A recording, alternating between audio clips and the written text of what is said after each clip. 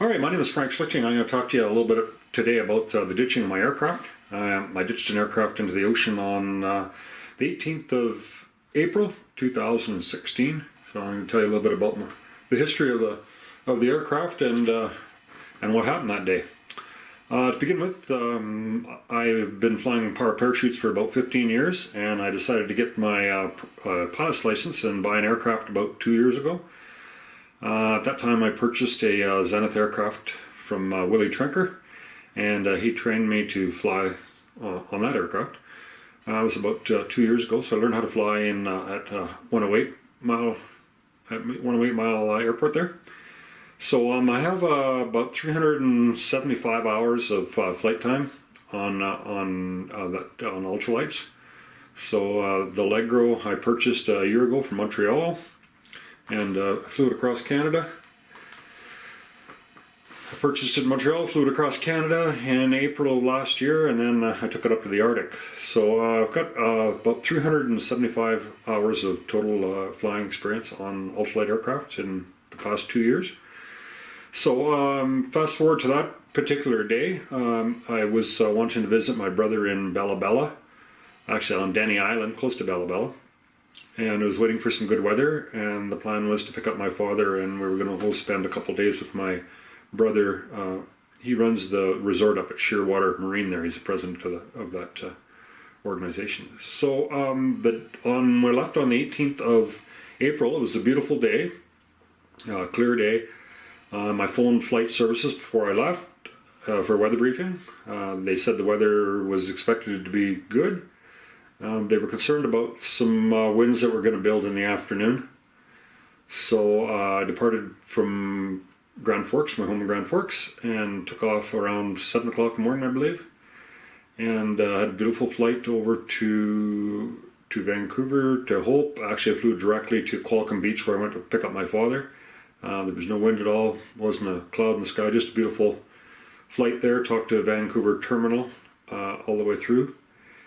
And it was an uneventful flight. Landed at Qualicum Beach around 9:30. So I had a quick bite to eat with my dad. Fueled up the plane. That plane holds about 55 liters of fuel. Normally it burns around 15 liters per hour. So we had lots of fuel for the flight to Denny Island. It would be about 280 miles. So about almost 3 hours flying to Denny Island from there. Usually cruise around 100 miles an hour.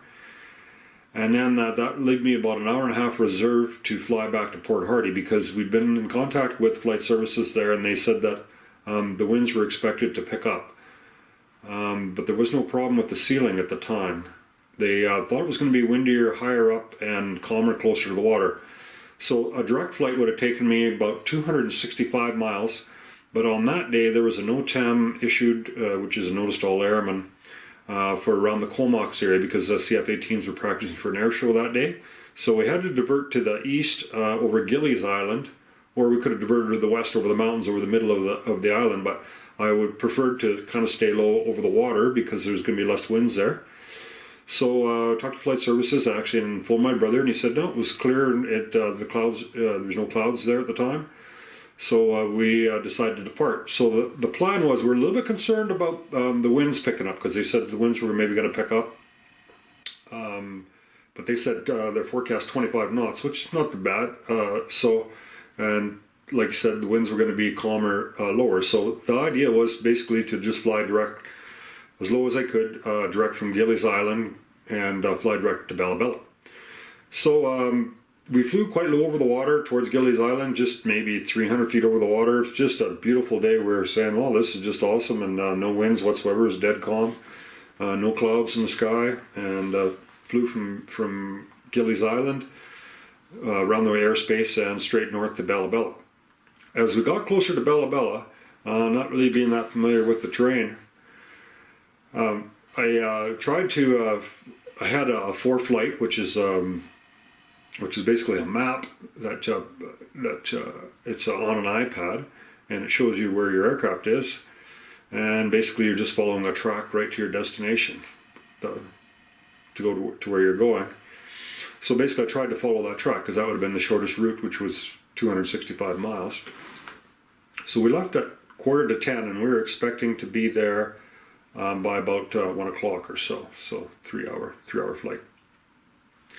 So as we took off, as we started getting closer to the northern end of Vancouver Island on that track, the terrain kind of rises quite a bit. Now it looks on the map, it's a little bit deceiving on the map. It looks like there's lots of inlets in there, so you'd think, well, the elevation isn't that high, but it's actually very steep country in there. And so we had to divert a little bit to the south because we would have had to go quite high up over the mountains. And then we started getting some gusty winds, so we're getting kind of light to moderate turbulence. So keeping in mind what Flight Services says, we want to try to keep as low as we could, try to maintain that straight track, but then we started getting some higher terrain and some turbulence. So as we got up, we had to go through a kind of a narrow channel, and it was kind of throwing us around pretty good. So we climbed up higher to try to get into some smoother air, and it was getting quite a bit smoother.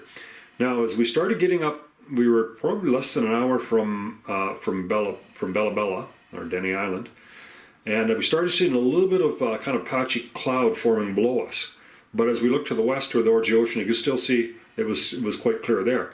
So we had to climb up a little bit to clear the terrain, and the cloud was kind of forming a little bit more below us. But as we climbed up, we were up, I think, almost to, about 8,000 feet or so, because of the cloud was kind of forming a little bit. But it was, as we got up, it got a lot smoother. But there was a pretty good tailwind. We were flying about 135 miles an hour, so we had a 35-mile-an-hour tailwind, but just perfectly calm. Well, it wasn't calm, but smooth. It wasn't a gusty wind at all. It was just a straight kind of into like it being in a stream. So we were making really good time heading towards Bella Bella. But now I was concerned because the cloud was getting, you couldn't really see the ground much. It was getting, forming up quite a bit. So I was trying to phone my brother first of all on the cell, but there was no cell service out there at all, because I wanted to ask him what the clouds were like in Bella Bella, because it was getting thicker. So then I tried. Now this is one mistake that I made. I should have, when I got a flight briefing at Qualicum, I should have asked, because I'm not familiar with the frequencies that they use there. In the interior, I've never actually talked to Flight Services to get an en route weather briefing. But generally speaking, 126.7 is a frequency you normally find Pacific Radio on. The other frequency that I was aware of that they use on the Sunshine Coast a lot is 123.2. So we tried to contact Flight Service on 123.2 for a flight briefing. We couldn't contact anyone there. 126.7, there was nobody there. Now, what I should have done is I should have actually, when I got my weather briefing, said that I'm familiar with that area. Is there any other frequencies or anyone else that we could talk to in that area?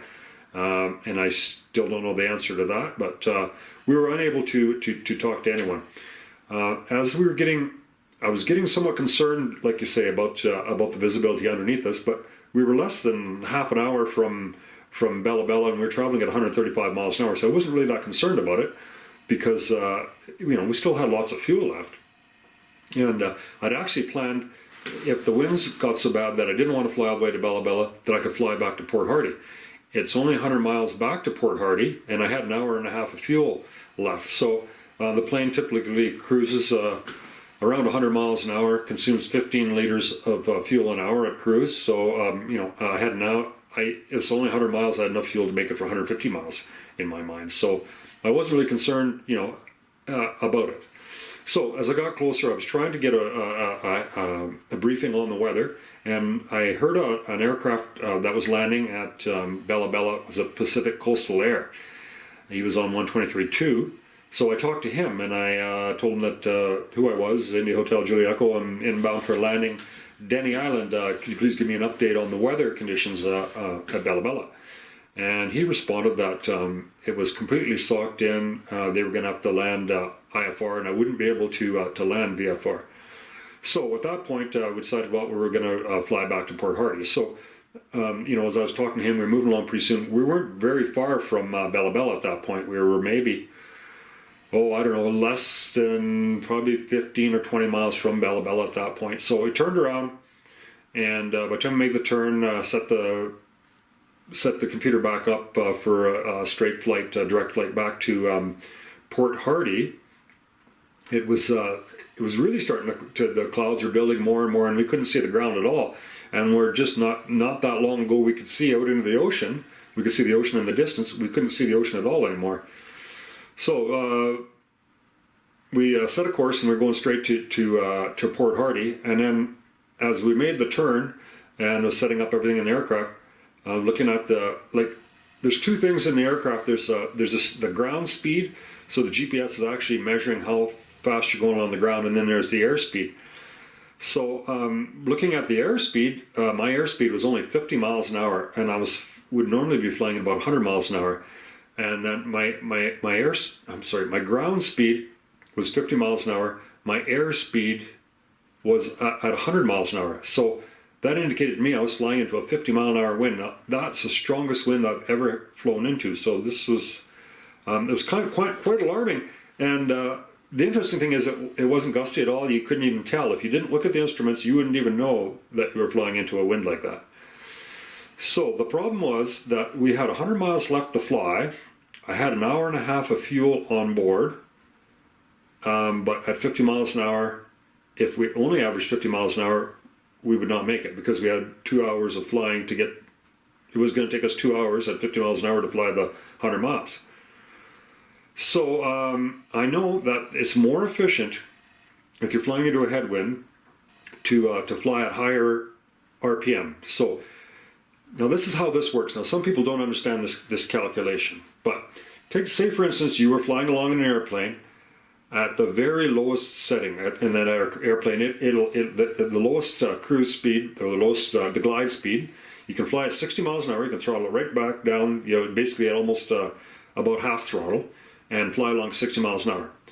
If you were flying at 60 miles an hour into a 60 mile an hour wind, you would be making, we'll compare this to a car, 60 miles, 60 miles an hour, 60 mile an hour wind, you'd be making 0 miles per gallon.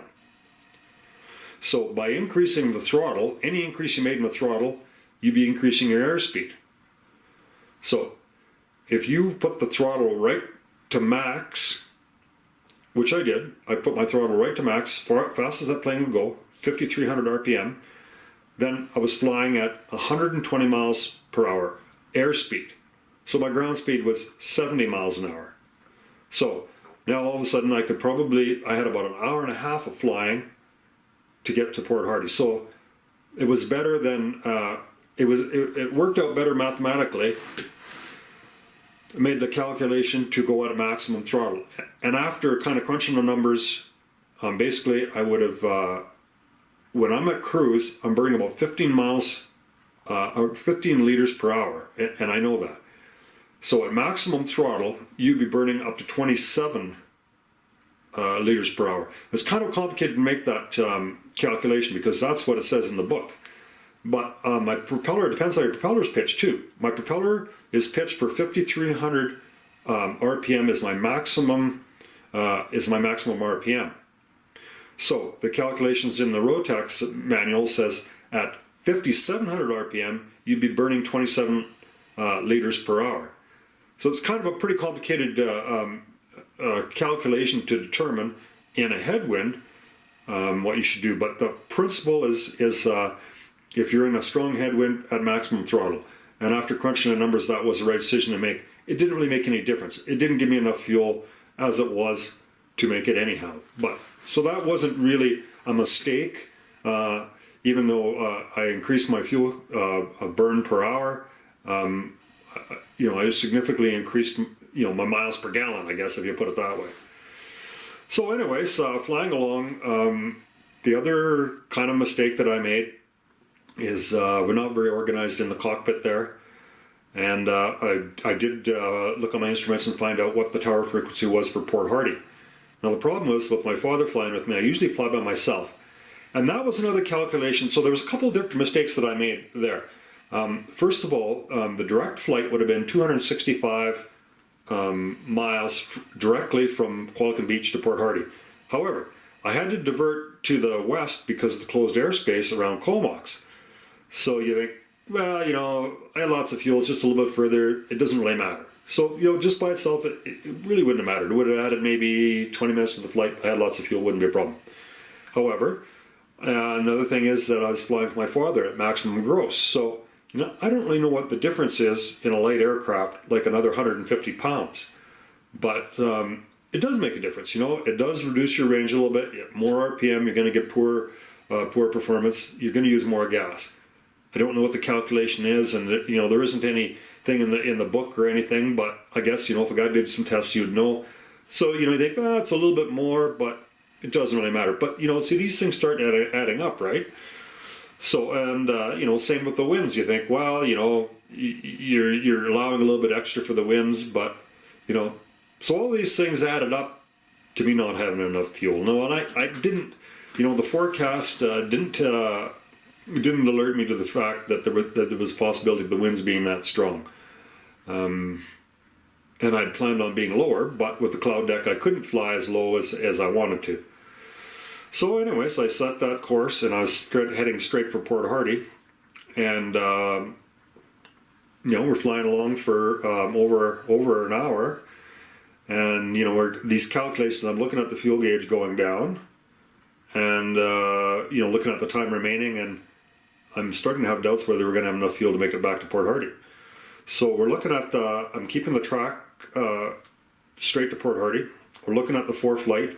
There's no other airports, and looking through and this is a kind of a poor time maybe to be trying to find some other places alternate to land.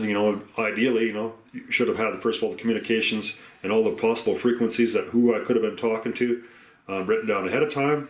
And should have spent more time maybe researching at home what beaches or other places you could possibly land at. So those were 2 mistakes. But regardless, so we're flying along trying to find other places to land. We couldn't reach Port Hardy, we're too far away. So as they start getting closer, all of a sudden, we're getting closer and the clouds are quite a bit thinner.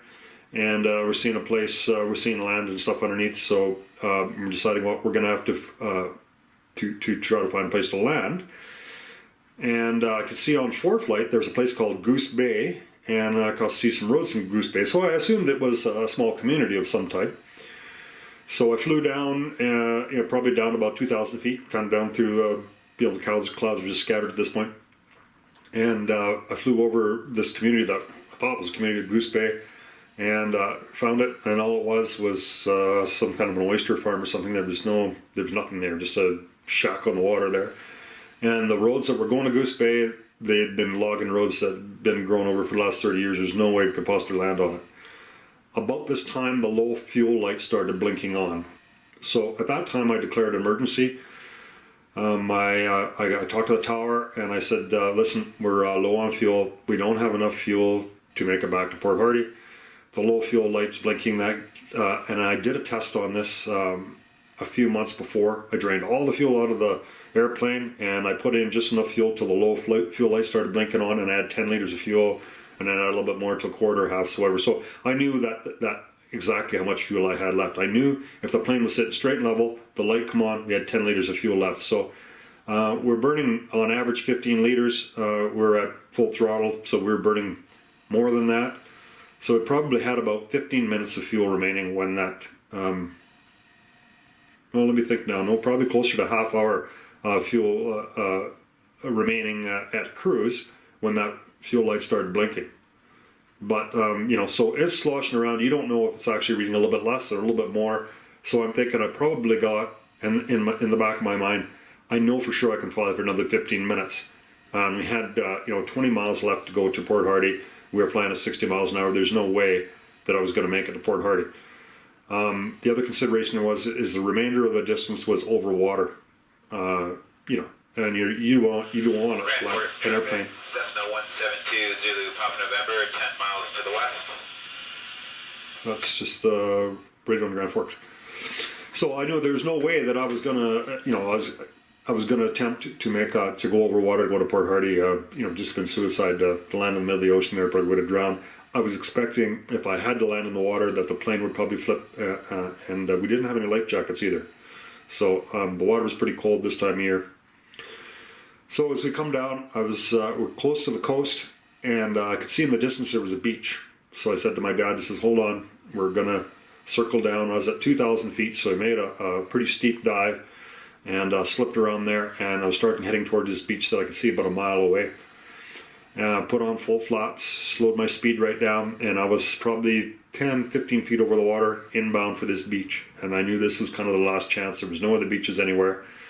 I'd made the call before as I was descending. I said that, I made a Mayday call on 126.7, on 123.2, but I talked to the tower at 123.2, told them where we were, and that we were going to try to land there.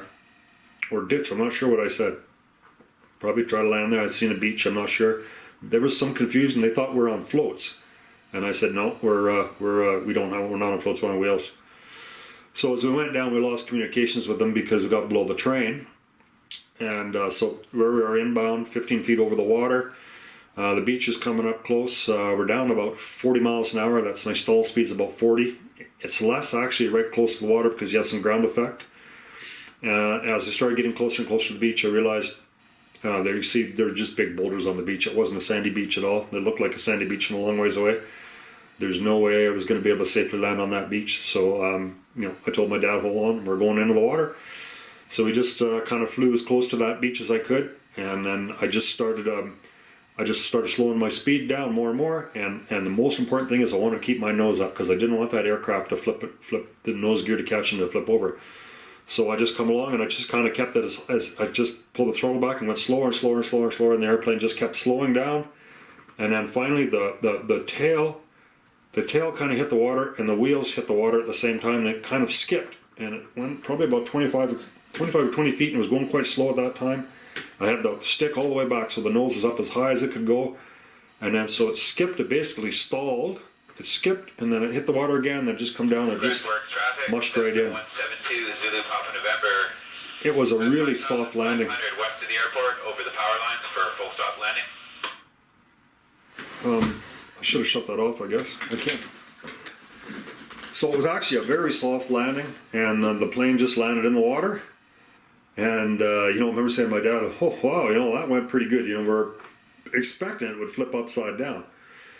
But then, something strange happened. I've been in that, probably undone the seatbelt 300 times or something in that aircraft. But I remember looking down to do the seatbelt and I couldn't find the button. I thought, well, no, it's here, no. And it probably took me about 15 seconds to undo the belt buckle. So I guess, a little bit of shock. That was surprising to me. I could see if you're upside down, you'd have trouble, but I wouldn't think I'd have trouble undoing it. My dad didn't have any trouble. He undone his seatbelt and he'd only ever undone it. This is the first time he ever undone it. So, that's kind of interesting. So, anyhow, so we're sitting there, and the leg grow, it's composite, so the water was just about right to the levels of the door, and the door opens out this way. So the water was just starting to pour in a little bit. We were still dry, and that went pretty good. Got the seatbelt undone, and we're just kind of sitting there. And I was looking around, and I was thinking about the time that my house burnt down, and I went in there and I tried to save the house, and I couldn't save the house or anything. And as I left, I had like a brand new pair of boots there, and I just ran out. And after that, I was like, geez, why didn't I grab that? I had time, I could have grabbed those boots. And then that was running through my mind, the ship was going down, and I was looking, I said, well, I gotta take something. So I grabbed my headset, and I had it in my hand, but wrecked it anyways, because, you had to swim with it. It was in salt water, but. So anyhow, just opened the door, and I said, well, I guess we'll go. And I jumped out of the plane and into the water, and dove down, came up, and then I yelled at my dad. I couldn't see him because he was on the other side of the plane. The wing was there. The plane was still floating, and he, Dad, are you okay? And he says, yeah, no, I'm fine. So we both started swimming towards the shore, which is only about 100 meters away or so. And he had his backpack with him, actually. He was bringing his backpack. And so we started swimming, and didn't seem that bad. And then there was a big kelp bed right there. So we started getting tangled in this kelp bed, and I said, oh, and I says, my dad says, geez, just leave that bloody backpack alone there. He says, there's nothing in there worth drowning over, because, so he left his backpack, and then we just started swimming towards shore, and he was doing fine, and I was swimming a little faster than him, and, we were just so relieved that the landing went well, and we were able to swim out, exit the aircraft, and, and it's kind of made a joke about it. I said, geez, if the circumstances are different, this would be kind of a refreshing swim. And, we kind of chuckled about that, and we kept swimming towards shore, and So he came up and he didn't have his shoes on because he took his shoes off in the aircraft. So I kind of helped him up on the shore, and then it didn't seem that cold in the water, but I guess adrenaline, whatever, I don't know. But so we got up on shore, and he was pretty flat there, and he didn't have his shoes on. So we helped him towards shore, and we got up a little bit further. It wasn't very far to the edge of the bush there. The wind was blowing quite a bit, so we tried to get up out of the wind a little bit because we were getting cold because it wasn't that warm out, and I was just in a t-shirt. He had a bit of a jacket. So anyways, we went up to the beach and we tried to get out of the wind a little bit.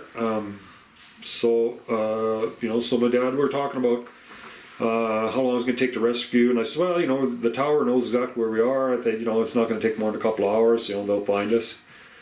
So we were basically soaking wet. We had no way to start any fire or anything like that. Plane was still floating there, and as I was talking to him, I went up the beach a little bit and I made a big X, because that's what they tell you should make an X. And we had a few things. He had his backpack was starting to come towards shore, so I waded out and I grabbed it. So we got that, and it had some plastic bags in it and a little bit of other clothing. It was all wet, but so he wrung it out as much as I could, and I put an extra t-shirt on, and he got some other clothing there that he put on, and we had some plastic bags. So I had these two plastic bags. I think, that'd work good for signaling.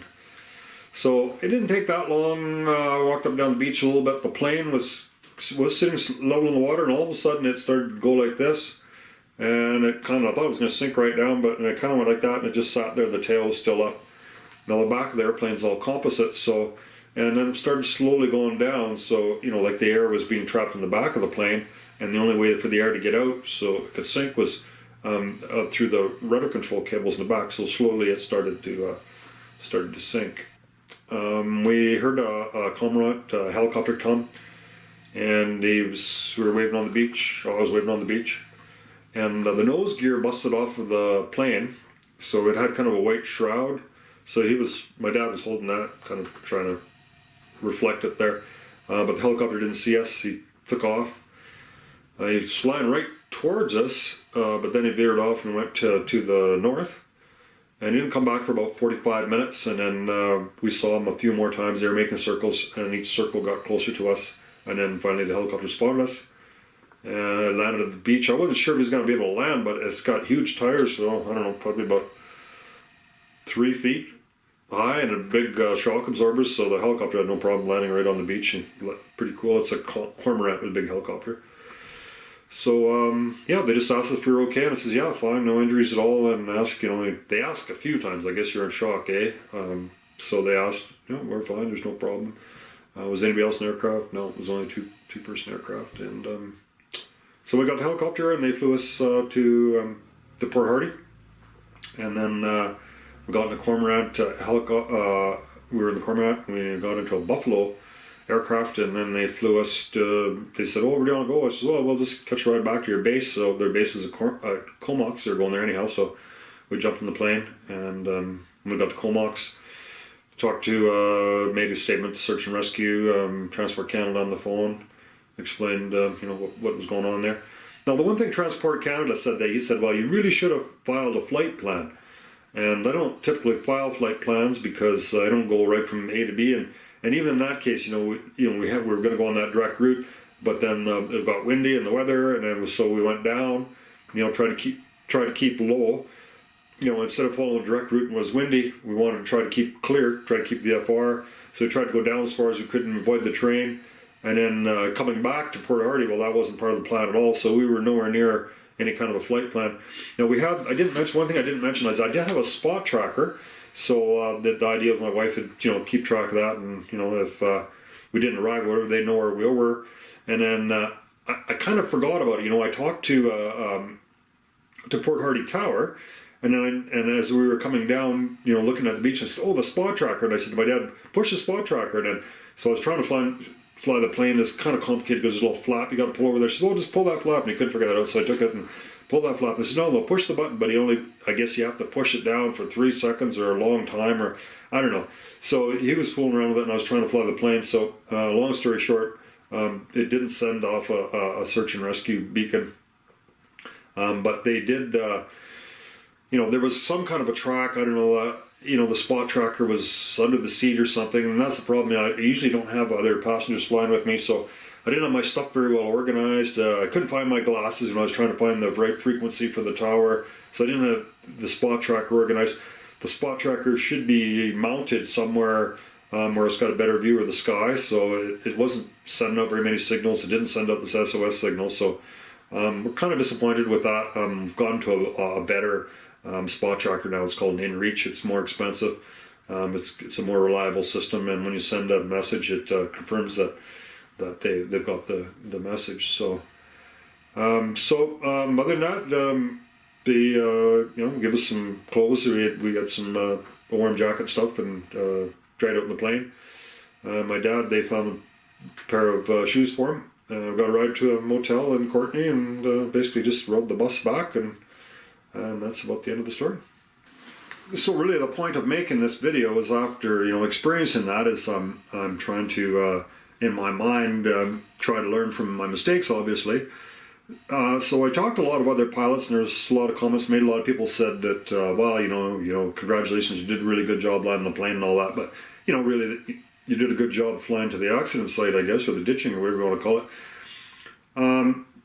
So that okay, well, I'd agree that I definitely did not, when I realized there was a chance I was going to run out of fuel, I made a conscious decision that I was not going to ditch in the middle of the ocean anywhere. I wasn't going to run the risk of having to land the plane far away from ocean, way out in the ocean, because definitely I probably figured it would have killed us if we did that.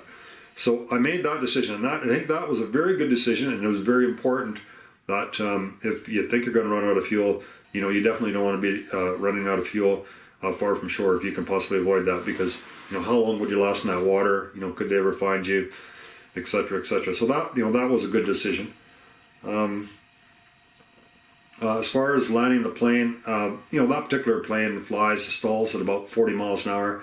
I've got a very short runway at home. It's 1,000 feet. So practically every time I land that plane, I'm doing a short field landing. So basically I'm doing the same thing that I always do. The only difference is with that aircraft, they recommend that you land that aircraft flat, not nose high, because it's got a pretty low tail. So basically you're landing it like carrier style landing. It lands, you're supposed to land like three wheels to touch the ground at the same time. So obviously I didn't want to do that, because the ditching is completely different. I wanted to land it nose high because I didn't want to catch. So so it was a successful ditching. And it's kind of surprising, most aircraft end up flying upside down or landing and flipping upside down, but a little different with that aircraft, because you're flying at very slow speeds, so that makes a lot less energy, so it makes it a lot easier not to flip it. So it's not like it was a real big deal that it didn't flip, but I was kind of expecting it might. So so the landing was good. The big mistake, I guess, or the thing that I learned the most probably is these little things that creep up on you. Say, well, so I got to go around here. It's a little bit further, but that don't matter. So it's a little bit more weight. Well, but that doesn't matter, and it's supposed to be a little windy, but that's not going to make that much difference. So neither of those things may be going to be a big difference, but you add these things up. Like a lot of people say, you're very lucky that you survived it. I don't think I was lucky. First of all, I hadn't planned on, I wasn't going to land the aircraft away from shore, so yeah, and it's not really that difficult to land an aircraft in the water. So I would say the opposite. Actually, I was unlucky. There was a bunch of factors that ganged up on me that that made me run out of fuel, despite actually having planned to have enough fuel to land back at Port Hardy if I couldn't. So, but all these things happen. Looking back on it, I guess as I realized, when the one or two things is happening is, first of all, having to go around the airspace at Comox and having the extra weight, then I should have added more the calculations, should have revised my calculations as to how much fuel that I need, and I could have actually flown to Port Hardy on the way up there and put some more fuel in. It would have been quite a ways out of my way at that point because I was that far east, but that would have been the proper decision to make. And the other thing is being completely unfamiliar with that area, taking a little bit more time to find out, to do some research and find out what the where you could possibly land. If I would have looked on Google Earth, there was a beach not too far away. That was a nice sandy beach I could see on my computer at home. I could have landed there, it would have been fine. So a little bit more research as far as radio frequencies and possible places where you could land, even though it's not an airport. I did the research. I knew there was no airports, but I could have landed on that beach, and I didn't know where that beach was at the time, and I couldn't get that information in the aircraft. So a little better planning, and if you're flying into to strange areas, wasn't familiar with the terrain. I didn't know I was going to have to go a little further west to stay low, because there's higher mountains. That added extra time en route. Obviously, if you're flying in unfamiliar terrain and unfamiliar type of weather, we're not used to weather doing that. Here, typically, if it's foggy, it gets warm, it comes up, it burns off. The opposite happened there. It was clear. Outflow winds come in, winds come over the glaciers and the mountains, hit the ocean, it condensates, so cloud was building in the middle of the day. That's not something I typically see. So you're flying unfamiliar type of conditions.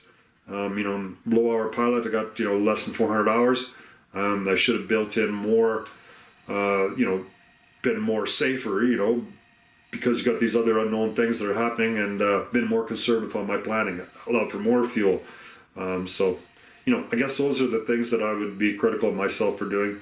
The landing and that, good job on that, well, big deal. So what? I landed plane in the aircraft in the ocean. That wasn't a big deal to me anyway. So I know a lot of people have made have said, well, it's a basic lack of piloting skills.